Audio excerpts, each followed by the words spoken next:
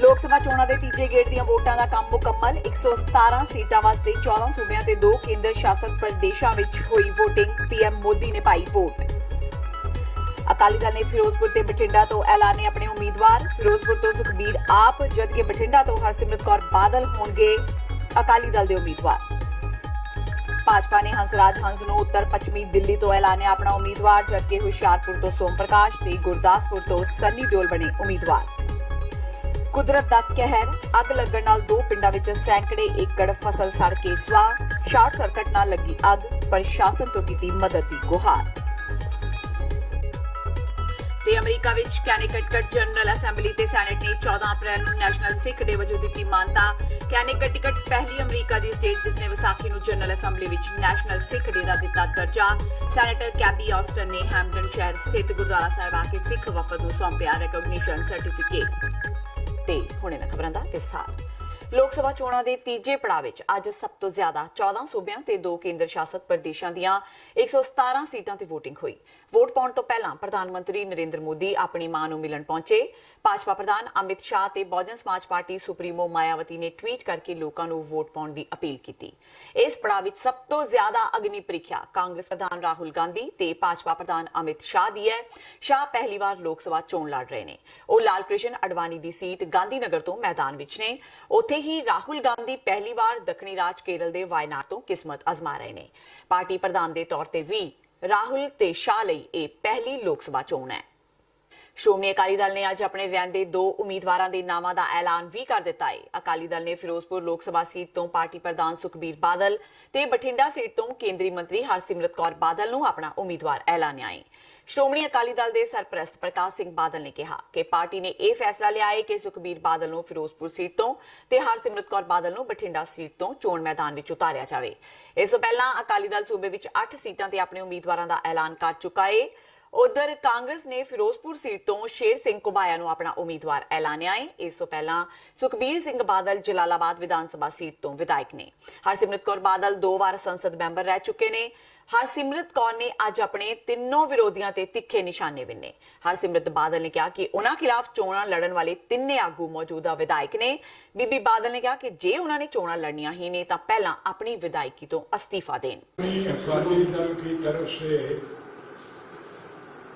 ये फैसला किया है कि Sardar Sukhbir Singh resident HCD will fight, वो इलेक्शन लड़ेंगे फिरोजपुर सीट से, और बीबा हरसिमरत कौर वो इलेक्शन लड़ेंगे बठिंडा सीट से। ये फैसला हो गया। ਪਹਿਲੀ ਗੱਲ ਤਾਂ ਚੋਣ ਜਾਬਤੇ ਦੇ ਸਮੇਂ ਤੁਸੀਂ ਜਾ ਕੇ ਕਿਸੇ ਨੂੰ ਪੈਸੇ ਦਿਓ, ਇਹ ਤਾਂ ਇੱਕ ਗੈਰ ਕਾਨੂੰਨੀ ਚੀਜ਼ ਹੈਗੀ। ਤੇ ਦੂਜੀ ਗੱਲ ਮੈਂ ਆਹੀ ਪੁੱਛਾਂਗੀ ਕਿ ਆ ਗਈ ਪੰਜਾਬ ਇੱਕ ਰਾਜੇ ਦੇ ਥੱਲੇ ਤਪਿਆ ਹੋਇਆ ਰਾਜਾ ਅਮਰਿੰਦਰ ਸਿੰਘ, ਹੁਣ ਬਠਿੰਡੇ ਤੇ ਦੂਜਾ ਰਾਜਾ ਅਮਰਿੰਦਰ ਰਾਜਾ ਇੱਕ ਹੋਰ ਥੋਪ ਦਿੱਤਾ ਗਿਆ, ਜਿਹੜਾ ਉਹ ਵੀ ਜਾ ਕੇ ਗਰੀਬ ਦੇ ਉੱਤੇ ਬੋਝ ਬਣ ਕੇ ਉੱਥੇ ਪਹੁੰਚੇ ਨੇ।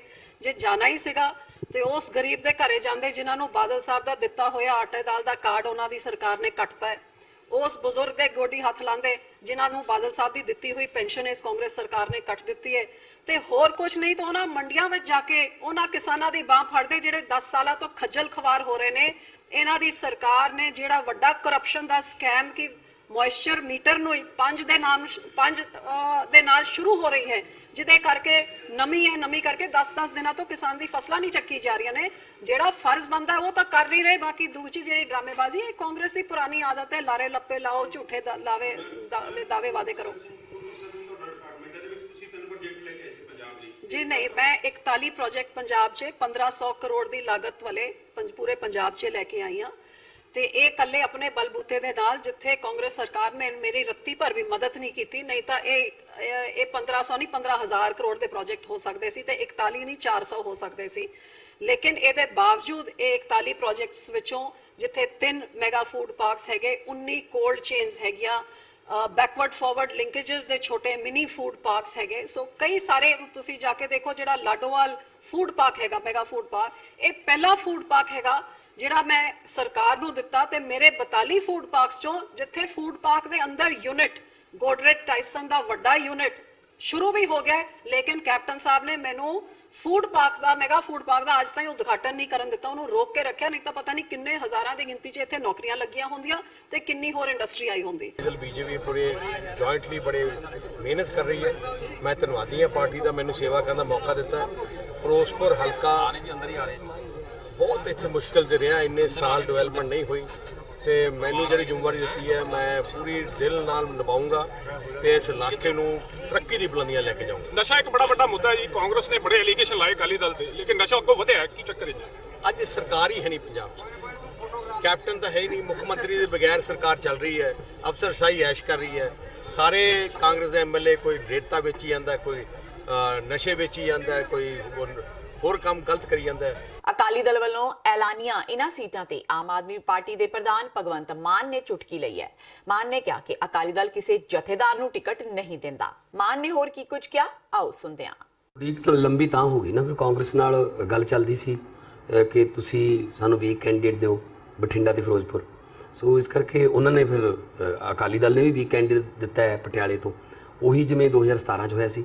ਸੋ ਤਾਂ ਕਰਕੇ ਲੰਬਾ ਹੋ ਗਿਆ ਜਿਹੜਾ ਉਡੀਕ ਦਾ ਸਮਾਂ, ਕਿਉਂਕਿ ਕਾਂਗਰਸ ਨਾਲ ਗੱਲਬਾਤ ਕਰਕੇ ਫਿਰ ਦੁਬਾਰਾ ਆਏ ਨੇ।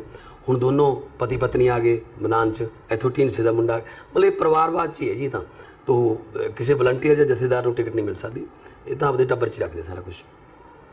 ਫਿਰੋਜ਼ਪੁਰ ਤੇ ਬਠਿੰਡੇ ਦੀ ਟਿਕਟ ਕਾਂਗਰਸ ਨੇ ਥੋੜ੍ਹੀ ਦਿੱਤੀ, ਅਕਾਲੀਆਂ ਨੇ ਦਿੱਤੀ ਹੈ।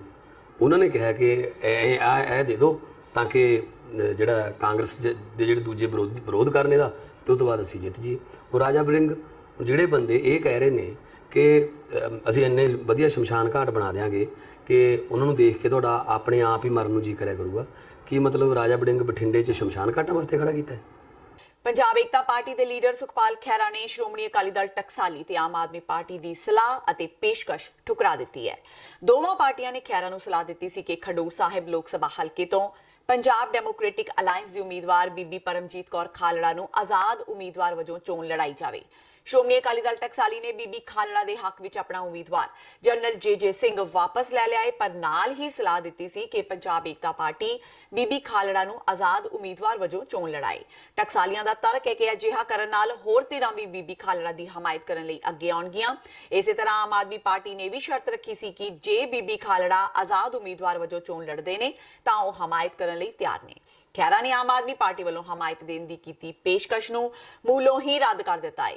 ਉਹਨਾਂ ਕਿਹਾ ਕਿ ਬੀਬੀ ਖਾਲੜਾ ਉਹਨਾਂ ਦੀ ਪਾਰਟੀ ਵੱਲੋਂ ਹੀ ਚੋਣ ਲੜਨਗੇ। ਖਹਿਰਾ ਨੇ ਦਾਅਵਾ ਕੀਤਾ ਕਿ ਬੀਬੀ ਖਾਲੜਾ ਦੇ ਪਤੀ ਜਸਵੰਤ ਸਿੰਘ ਖਾਲੜਾ ਦੀ ਕੁਰਬਾਨੀ ਕਰਕੇ ਹੀ ਅੱਜ ਉਹਨਾਂ ਨੂੰ ਭਾਰਤੀ ਕਿਸਾਨ ਯੂਨੀਅਨ, ਸਮਤ ਸਮਾਜ ਸਣੇ ਹੋਰ ਧਿਰਾਂ ਵੱਲੋਂ ਹਮਾਇਤ ਦਿੱਤੀ ਜਾ ਰਹੀ ਹੈ।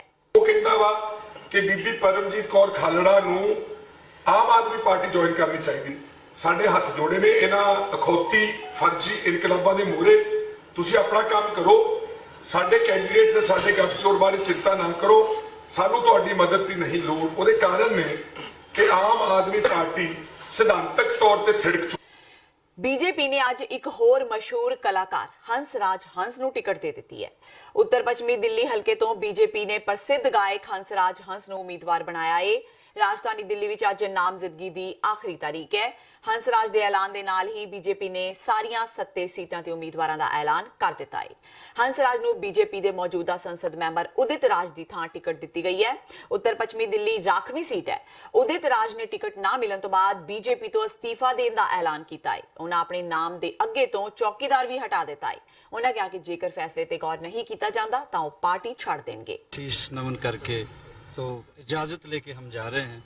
मैं माननीय प्रधानमंत्री साहब जो शान है इस मुल्क की, माननीय नरेंद्र मोदी साहब का और माननीय अमित शाह साहब का और संगठन का, अपनी पार्टी का, बीजेपी का बहुत ही शुक्रगुजार हूँ कि मुझ गरीब पे उन्होंने यकीन किया, ट्रस्ट किया और मैंने भगवान ने चाहा तो मैं शाबाश ही लूँगा। सर ये बताइए कि कितनी बड़ी चुनौती आप मान रहे हैं उस सीट पर, और चूंकि मौजूदा जो सांसद उनको न देकर के आपको टिकट दिया गया है, किस तरह से ये चुनौती को देखते हैं? हम वॉरियर हैं, जब से पैदा हुए हैं, कच्चे घर में पैदा हुए, पशुओं वाले अंदर सोए हैं। अगर वहां से यहाँ आ सकते तो यहाँ से भी ले जाएगा मालिक, जो मालिक का हुक्म है। मालिक से डर के कहते हम जन्मजात से वॉरियर हैं, हम फाइट करने वाले लोग हैं, लेकिन किसी के खिलाफ नहीं। जो सीनियर है वो सीनियर है, मेरे मन में उनके लिए भी बहुत इज्जत है। कुछ कहना चाहेंगे उदित राज जी को, आप कोई संदेश देना चाहेंगे? वो इज्जत है बस। ਤੇ ਹੁਣ ਵੇਲਾ ਹੋ ਗਿਆ ਬ੍ਰੇਕ ਦਾ। ਬਾਕੀ ਦੀਆਂ ਖਬਰਾਂ ਇਸ ਬ੍ਰੇਕ ਤੋਂ ਬਾਅਦ।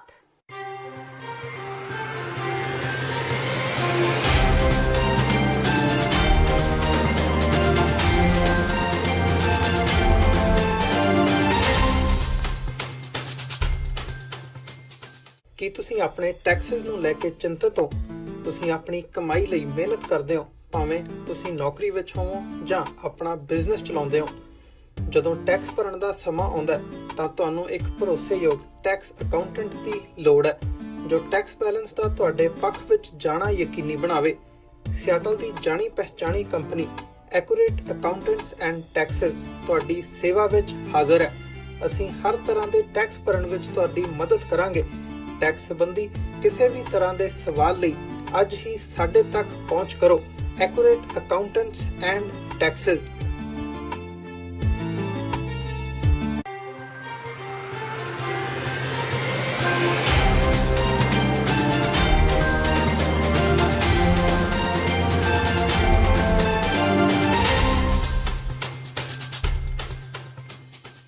ਬ੍ਰੇਕ ਤੋਂ ਬਾਅਦ ਟੀਵੀ 84 ਦੇ ਖਬਰਾਂ ਦੇ ਬੁਲੇਟਿਨ ਵਿੱਚ ਸਵਾਗਤ ਹੈ। ਵਧਦੇ ਹਾਂ ਅਗਲੀ ਖਬਰ ਵੱਲ। ਅੰਮ੍ਰਿਤਸਰ ਦੇ ਹਲਕਾ ਜੰਡਿਆਲਾ ਦੇ ਪਿੰਡ ਕੋਟਲਾ ਬਥੂਨਗੜ੍ਹ ਵਿਖੇ ਇੱਕ ਗ੍ਰੰਥੀ ਸਿੱਖ ਵੱਲੋਂ ਟ੍ਰੇਨ ਅੱਗੇ ਛਾਲ ਮਾਰ ਕੇ ਆਤਮ ਹੱਤਿਆ ਕਰਨ ਦਾ ਮਾਮਲਾ ਸਾਹਮਣੇ ਆਇਆ ਹੈ।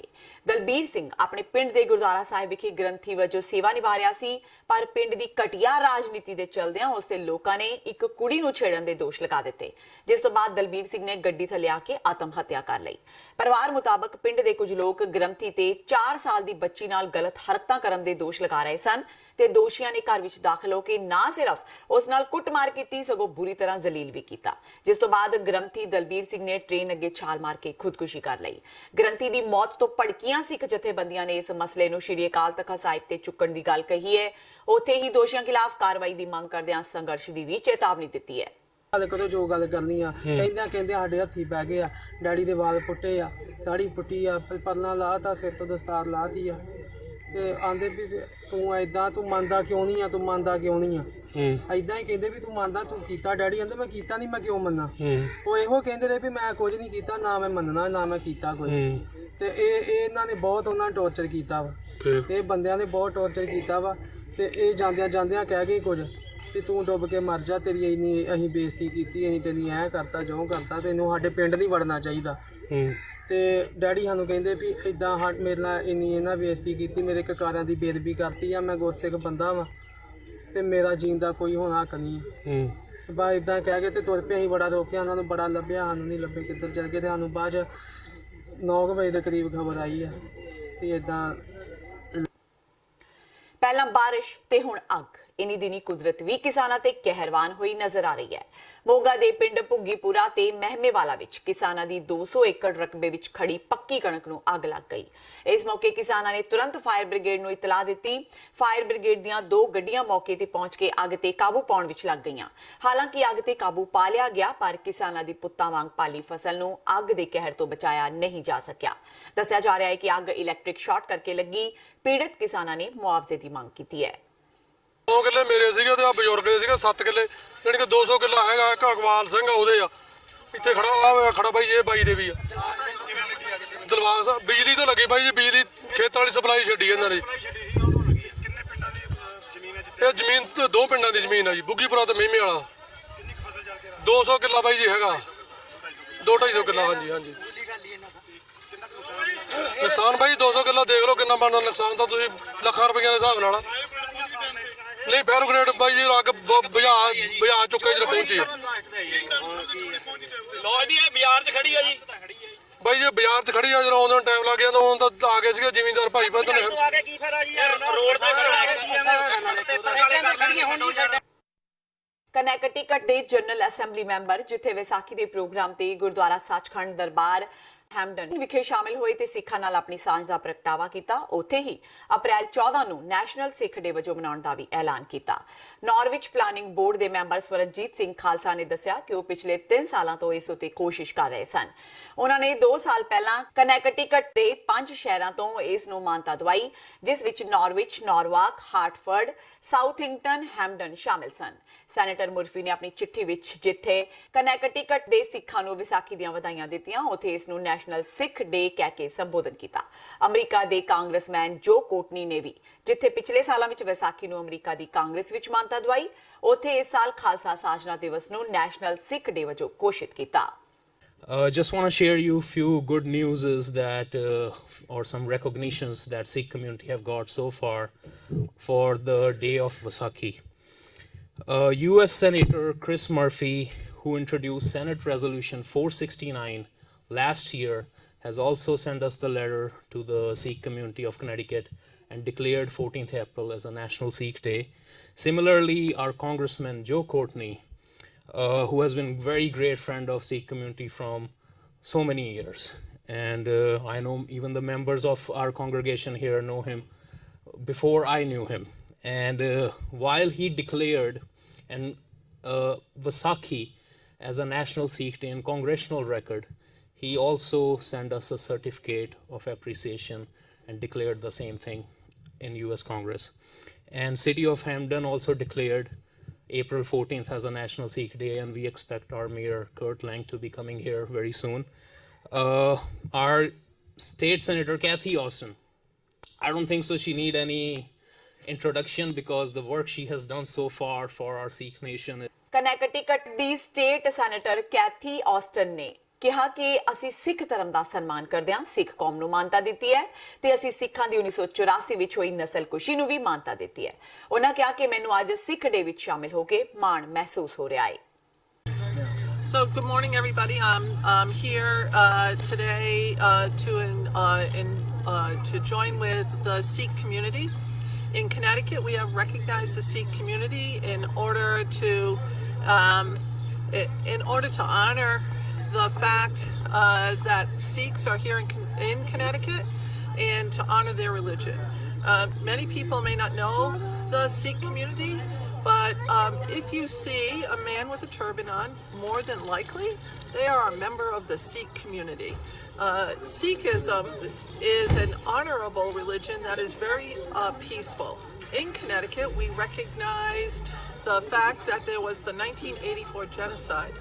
It's important for us to recognize this action because without recognizing it, people forget. In Connecticut, Sikhs have been here for more than 40 years. They have many temples around the state of Connecticut, to include Norwalk, Windsor, Windsor Locks, and here in Hampden. I'm very pleased to be here today because, quite frankly, history needs to be remembered, and in order for us to keep that alive, we need to remember it each and every year. That's why we have a Sikh Day here in Connecticut. I'm very pleased to be here today to join the Sikh community, its members, and it's very pleasant to see so many young people here today. That shows a thriving and growing community. So thank you very much for letting me be here with the community. I love being here, and it's a great honor to me. ਇਸ ਮੌਕੇ Khalistan affairs centre ਦੇ ਸੰਚਾਲਕ doctor Amarjit Singh Washington DC ਨੇ ਵੀ ਸੰਗਤਾਂ ਨੂੰ ਆਪਣੇ ਵਿਚਾਰਾਂ ਨਾਲ ਨਿਹਾਲ ਕੀਤਾ ਤੇ ਖਾਲਸਾ ਰਾਜ ਦੀ ਪ੍ਰਾਪਤੀ ਲਈ ਕਨੈਕਟਿਕਟ ਦੇ ਸਿੱਖਾਂ ਵੱਲੋਂ ਕੀਤੇ ਜਾ ਰਹੇ ਕੰਮਾਂ ਦੀ ਸਰਾਹਨਾ ਕੀਤੀ। ਉਹਨਾਂ ਅਮਰੀਕਾ ਵਿੱਚ ਸਿੱਖਾਂ ਦੇ ਇਤਿਹਾਸ ਬਾਰੇ ਦੱਸਦਿਆਂ ਕਿਹਾ ਕਿ ਅੱਜ ਅਮਰੀਕੀ ਸਿੱਖ ਕੌਮ ਦੀ ਆਜ਼ਾਦੀ ਦੇ ਸੰਘਰਸ਼ ਵਿੱਚ ਮੋਢੀ ਰੋਲ ਅਦਾ ਕਰ ਰਹੇ ਨੇ। ਬਾਵਜੂਦ ਲਗਭਗ 125 ਸਾਲ ਪਹਿਲਾਂ ਸਿੱਖ ਅਮਰੀਕਾ ਦੇ ਵਿੱਚ ਆਏ, ਉਹ ਪੀਰੀਅਡ ਜਦੋਂ ਕਿ ਇੱਥੇ ਹਾਲਾਤ ਇਸ ਕਿਸਮ ਦੇ ਸਨ ਕਿ ਉਹਨਾਂ ਨੂੰ ਇੱਥੋਂ ਦਾ ਜਿਹੜਾ ਰੇਸਿਸਟ ਰਜੀਮ ਹੈ ਉਹ ਵੀ ਟੋਲਰੇਟ ਕਰਨ ਨੂੰ ਤਿਆਰ ਨਹੀਂ ਸੀ। ਫਿਰ 1912-13 ਤੱਕ ਪਹੁੰਚਦੇ ਹਾਂ ਅਸੀਂ ਦੇਖਦੇ ਹਾਂ ਕਿ ਜੇ 8000 ਸਿੱਖ ਅਮਰੀਕਾ ਕੈਨੇਡਾ 'ਚ ਸਨ ਅਤੇ 7000 ਉਹਨਾਂ 'ਚੋਂ ਵਾਪਸ ਚਲੇ ਗਏ ਕਿ ਗਦਰ ਮਚਾਉਣਾ, ਔਰ ਉਹਨਾਂ 'ਚ ਬਾਬਾ ਸੋਹਣ ਸਿੰਘ ਭਕਨਾ ਔਰ ਕਰਤਾਰ ਸਿੰਘ ਸਰਾਭਾ ਵਰਗੀਆਂ, ਬਾਬਾ ਵਿਸਾਖਾ ਸਿੰਘ ਵਰਗੀਆਂ ਜਿਹੜੀਆਂ ਰੂਹਾਂ ਨੇ, ਉਹਨਾਂ ਨੇ ਇਸ ਧਰਤੀ ਦੇ ਉੱਤੇ ਪਹਿਲਾ ਗੁਰਦੁਆਰਾ ਸਾਹਿਬ ਜਿਹੜਾ Pacific cost Khalsa Diwan society Stockton, ਉਸ ਦੀ ਨੀਂਹ ਰੱਖੀ। ਔਰ ਅੱਜ ਸੈਂਕੜਿਆਂ ਗੁਰਦੁਆਰੇ ਕੋਸਟ ਟੂ ਕੋਸਟ ਜਿੱਥੇ ਕਿ ਕੇਸਰੀ ਨਿਸ਼ਾਨ ਵੀ ਝੂਲਦੇ ਨੇ, ਔਰ ਡਾਇਸਪੋਰਾ ਸਿੱਖਾਂ 'ਚ ਅਮਰੀਕਾ ਦੇ ਸਿੱਖ ਇਸ ਵੇਲੇ ਖਾਲਿਸਤਾਨ ਦੀ ਕੌਮੀ ਆਜ਼ਾਦੀ ਦੇ ਸੰਘਰਸ਼ ਦੇ ਵੀ ਫਲੈਗ ਬੀਅਰਰ ਨੇ। ਅੱਜ ਵਾਸ਼ਿੰਗਟਨ ਡੀਸੀ 'ਚ 50 ਤੋਂ ਜ਼ਿਆਦਾ ਕਾਂਗਰਸਮੈਨ US ਕਾਂਗਰੈਸ਼ਨਲ ਸਿੱਖ ਕਾਕਸ ਦਾ ਹਿੱਸਾ ਨੇ, ਔਰ ਹਰ ਸਟੇਟ ਦੇ ਵਿੱਚ ਕੰਮ ਹੋ ਰਿਹਾ। ਔਰ ਮੈਂ ਖਾਸ ਤੌਰ 'ਤੇ ਵੀਰ ਸਵਰਨਜੀਤ ਸਿੰਘ ਜਿਹੜੇ ਮੇਰੇ ਨਾਲ ਖੜੇ ਨੇ ਉਹਨਾਂ ਨੂੰ ਮੁਬਾਰਕਬਾਦ ਦੇਣਾ ਚਾਹੁੰਦਾ ਕਿ ਉਹਨਾਂ ਨੇ ਇਸ ਡਾਇਰੈਕਸ਼ਨ ਦੇ ਵਿੱਚ ਖਾਸ ਯਤਨ ਕੀਤੇ ਨੇ।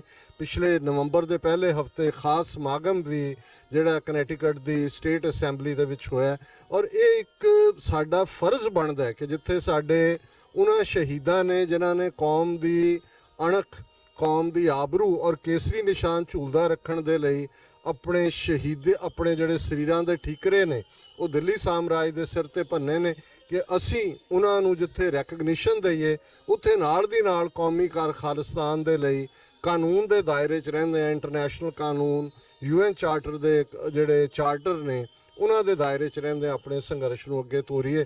ਸੋ ਅਸੀਂ ਬਹੁਤ ਮੁਬਾਰਕਬਾਦ ਵੀ ਖਾਲਸਾ ਪੰਥ ਨੂੰ।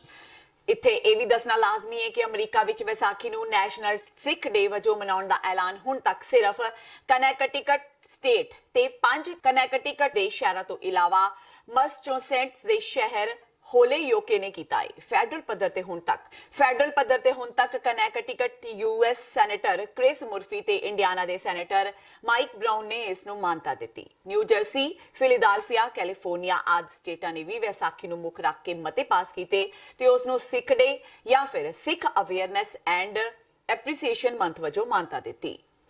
ਤੇ ਇਹ ਸਨ ਹੁਣ ਤੱਕ ਦੀਆਂ ਖਬਰਾਂ। ਜਾਂਦੇ ਇੱਕ ਵਾਰ ਫੇਰ ਨਜ਼ਰ ਮਾਰਦੇ ਹਾਂ ਮੁੱਖ ਖਬਰਾਂ ਤੇ। ਲੋਕ ਸਭਾ ਚੋਣਾਂ ਦੇ ਤੀਜੇ ਗੇੜ ਦੀਆਂ ਵੋਟਾਂ ਦਾ ਕੰਮ ਮੁਕੰਮਲ। 117 ਸੀਟਾਂ ਵਾਸਤੇ 14 ਸੂਬਿਆਂ ਤੇ 2 ਕੇਂਦਰ ਸ਼ਾਸਤ ਪ੍ਰਦੇਸ਼ਾਂ ਵਿੱਚ ਹੋਈ ਵੋਟਿੰਗ। PM ਮੋਦੀ ਨੇ ਪਾਈ ਵੋਟ। ਅਕਾਲੀ ਦਲ ਨੇ ਫਿਰੋਜ਼ਪੁਰ ਤੇ ਬਠਿੰਡਾ ਤੋਂ ਐਲਾਨੇ ਆਪਣੇ ਉਮੀਦਵਾਰ। ਫਿਰੋਜ਼ਪੁਰ ਤੋਂ ਸੁਖਬੀਰ ਆਪ, ਜਦਕਿ ਬਠਿੰਡਾ ਤੋਂ ਹਰਸਿਮਰਤ ਕੌਰ ਬਾਦਲ ਹੋਣਗੇ ਅਕਾਲੀ ਦਲ ਦੇ ਉਮੀਦਵਾਰ। ਭਾਜਪਾ ਨੇ ਹੰਸਰਾਜ ਹੰਸ ਨੂੰ ਉੱਤਰ ਪੱਛਮੀ ਦਿੱਲੀ ਤੋਂ ਐਲਾਨਿਆ ਆਪਣਾ ਉਮੀਦਵਾਰ, ਜਦਕਿ ਹੁਸ਼ਿਆਰਪੁਰ ਤੋਂ ਸੋਮ ਪ੍ਰਕਾਸ਼ ਤੇ ਗੁਰਦਾਸਪੁਰ ਤੋਂ ਸੰਨੀ ਦਿਓਲ ਬਣੇ ਉਮੀਦਵਾਰ। ਕੁਦਰਤ ਦਾ ਕਹਿਰ, ਅੱਗ ਲੱਗਣ ਨਾਲ 2 ਪਿੰਡਾਂ ਵਿੱਚ ਸੈਂਕੜੇ ਏਕੜ ਫਸਲ ਸੜ ਕੇ ਸਵਾਹ। ਸ਼ਾਰਟ ਸਰਕਟ ਨਾਲ ਲੱਗੀ ਅੱਗ, ਪ੍ਰਸ਼ਾਸਨ ਤੋਂ ਕੀਤੀ ਮਦਦ ਦੀ ਗੁਹਾਰ। ਤੇ ਅਮਰੀਕਾ ਵਿੱਚ ਕੈਨੇਕਟਿਕਟ ਜਨਰਲ ਅਸੈਂਬਲੀ ਤੇ ਸੈਨੇਟ ਨੇ 14 ਅਪ੍ਰੈਲ ਨੂੰ ਨੈਸ਼ਨਲ ਸਿੱਖ ਡੇ ਵਜੋਂ ਦਿੱਤੀ ਮਾਨਤਾ। ਕੈਨੇਕਟਿਕਟ ਪਹਿਲੀ ਅਮਰੀਕਾ ਦੀ ਸਟੇਟ ਜਿਸ ਨੇ ਵਿਸਾਖੀ ਨੂੰ ਜਨਰਲ ਅਸੈਂਬਲੀ ਵਿੱਚ ਨੈਸ਼ਨਲ ਸਿੱਖ ਡੇ ਦਾ ਦਿੱਤਾ ਦਰਜਾ। ਸੈਨੇਟਰ ਕੈਬੀ ਆਸਟਨ ਨੇ ਹੈਮਪਟਨ ਸ਼ਹਿਰ ਸਥਿਤ ਗੁਰਦੁਆਰਾ ਸਾਹਿਬ ਆ ਕੇ ਸਿੱਖ ਵਫਦ ਨੂੰ ਸੌਂਪਿਆ ਰੈਕਗਨੀਸ਼ਨ ਸਰਟੀਫਿਕੇਟ। ਇਸ ਦੇ ਨਾਲ ਹੀ TV 84 ਦਾ ਖਬਰਾਂ ਦਾ ਇਹ ਬੁਲੇਟਿਨ ਖਤਮ ਹੁੰਦਾ ਹੈ। ਮੈਨੂੰ ਹਰਪ੍ਰੀਤ ਕੌਰ ਨੂੰ ਦਿਓ ਇਜਾਜ਼ਤ। ਸਤਿ ਸ਼੍ਰੀ ਅਕਾਲ।